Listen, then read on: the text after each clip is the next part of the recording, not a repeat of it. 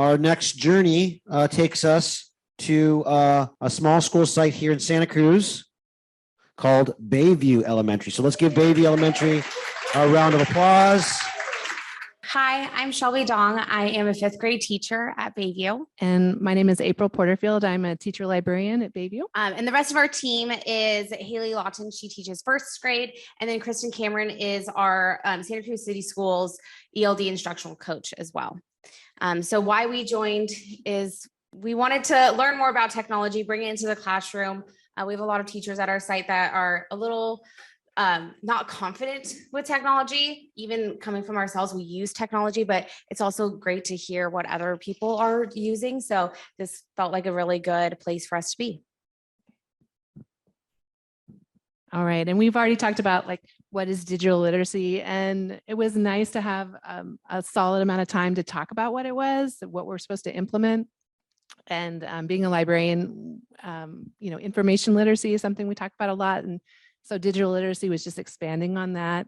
And our vision at Bayview is that all students, and then we added teachers, because at first we were like just thinking about students, but teachers really need to learn how to be safe and have equitable access to all the tools, and also have a comprehensive instruction, curriculum for how to implement this and use technology as a tool. Sure.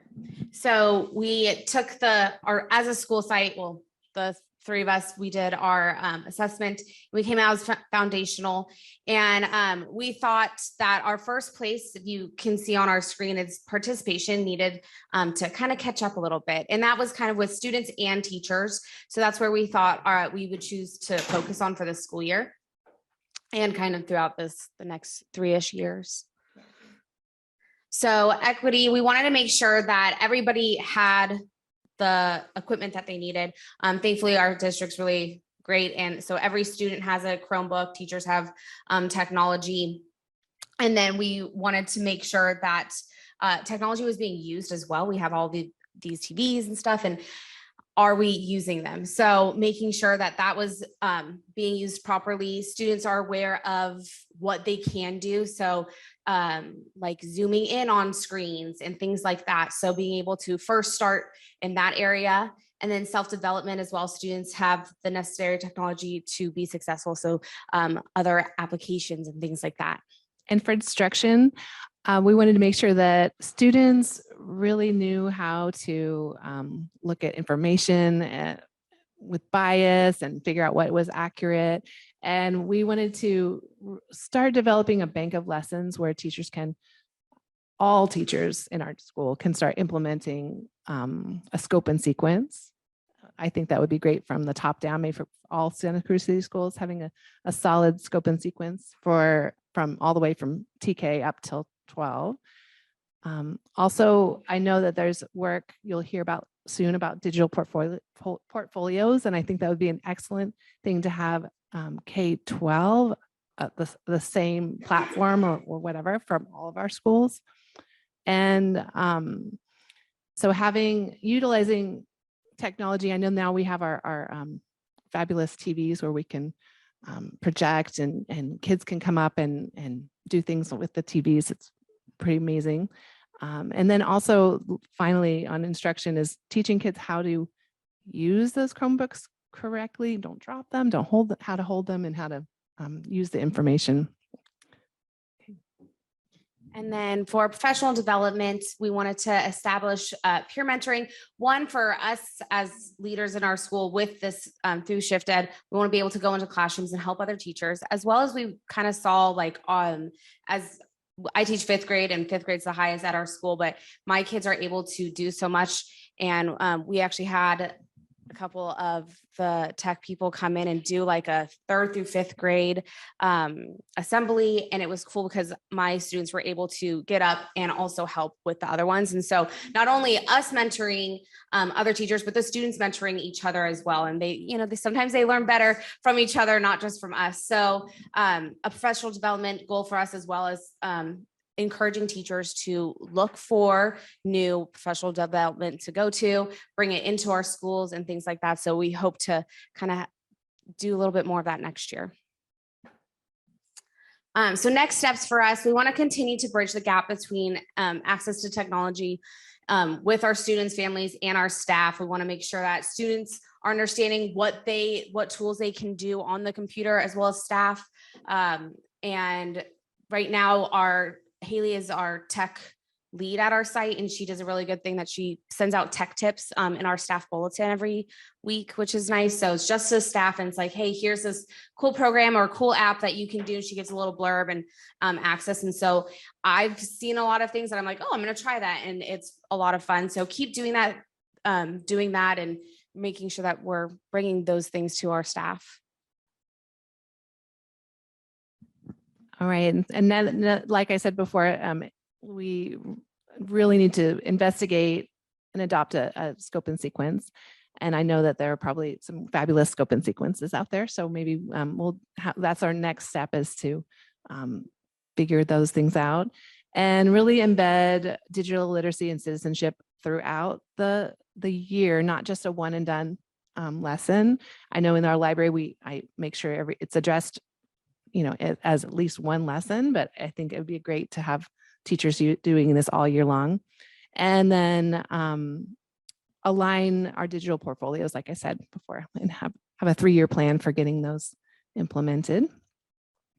And encourage our principals, our teachers, and everyone to attend staff development. There's so much out there that's fabulous. And so I know the county office and Santa Cruz City Schools has some great resources. So we need to utilize those things that already exist, and have ShiftED, the cohort, help move us forward for 3 years and beyond. More successes. We talked about having Chromebooks for all of our students. We also taught cyber safety, digital citizenship, talked to the Kibo, our Tech-TOSA, Erin came and taught the Kibos with our kindergarten classes, and we did coding so much this year from 1st grade up through 5th grade. So April has been great in the library. She's had our students in flip videos, Flipgrid. I know I've done Flipgrid stuff, so we want to keep doing that. A lot of 3rd through 5th grade learn digital literacy skills like copy paste. We're doing, PowerPoints and stuff, things that, where else are they going to learn it in the classroom? And so starting from a young age up, our students were able to do more coding with Makey Makeys. We had students learn important information literacy skills to research. April has touched a little bit, like making sure, they're not just using Wikipedia, we're using good websites and things like that. A group of my 5th graders actually published a weekly school newspaper this past quarter. It was really cool. And they did this all themselves. They knew of Canva. They used to play with Canva and stuff. And so they were able to create, and we have a couple slides that will show an example of it. And it's a great way for them to publish their work, show what they can do. And they really involved the whole school. They had a little raffle and things like that. So that was really fun. And then we also, like I said earlier, we had the COE come and do a whole computer science assembly with our whole staff. Yeah, kindergarten, they broke it up. So K1 and 2, and then 3 through 5. And so that was really fun to have them come in, and the kids got to code and things like that.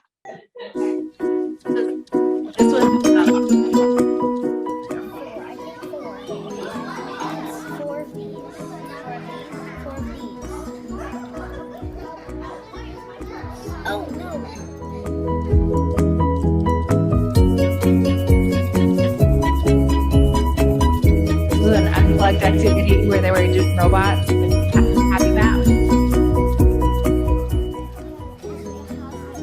Okay, that's good. And then we got This is 1st and 2nd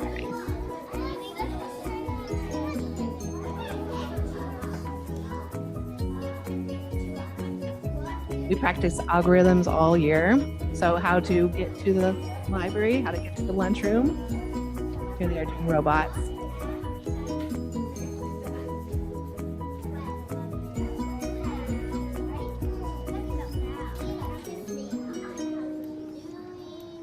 And that shows it all. I mean, that drag and drop coding is really fun.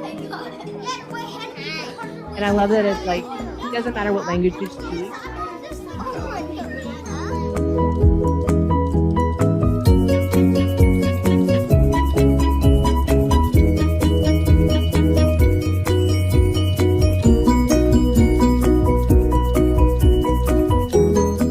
Here's another evidence of learning. This is third grade. We were kind of doing the basic piano with Mickey Mickey's and the Play-Doh and learning about conductivity, but we went beyond it where they had to actually learn a song, and we talked about learn the notes on the scale, and they had to create a song. That was their exit ticket. Okay, and here's a fifth grade project where we were reading this fabulous story called The Undefeated, and featured some very influential, important African Americans, and each student had their own person to research, and they had to go on some different databases. This is about Langston Hughes, a poet in the Harlem Renaissance, and I think he's undefeated because he was a very amazing poet, and also he was a big part of the Harlem Renaissance, and that's why I think that he was undefeated. Yeah. So they loved, I mean, we do flip for evidence of learning. It can just be a snapshot of tell me one thing you learned about your animal and during your research, or in this case, it was tell me why he felt like Langston Hughes was featured in The Undefeated. And here is the coolest thing that happened, I think, this year. Part of Shelby's. Yeah, my students, so this is all made on Canva. And they came up with all of it. I gave them a little like tips and tricks, but they edited it themselves. They even have like executive editors and senior editors, and they really pulled in a big group of kids and taught each other like what to do. So they did daily laughs. They put Spirit Weeks coming up, our little raffle entry and they made a box, put it outside our classroom. They picked winners. They brought in their own prizes. And they even had like world news. That was fun to see. The teachers appreciated the world news, not necessarily the kids, but it was a good, they had some interesting things. But yeah, it was a cool way for them to be able to publish what they've been learning.